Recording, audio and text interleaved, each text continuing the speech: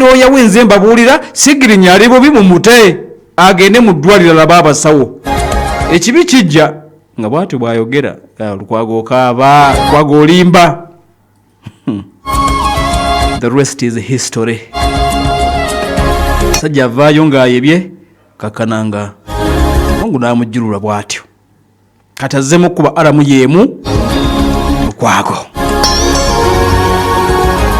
Kitongole ekyamakumi kigamba nti Besigye embeera mwali tetiisa ajja kuba bulungi era bamukolako.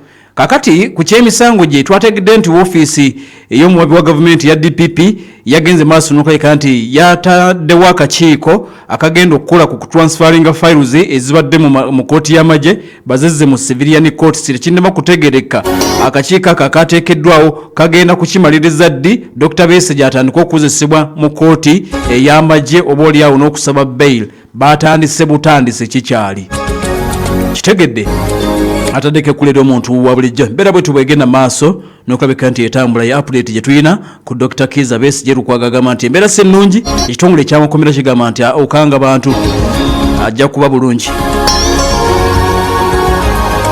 Kale nno nga tugenze wali ku kitebe eky'ekibiina ekya National Unity Platform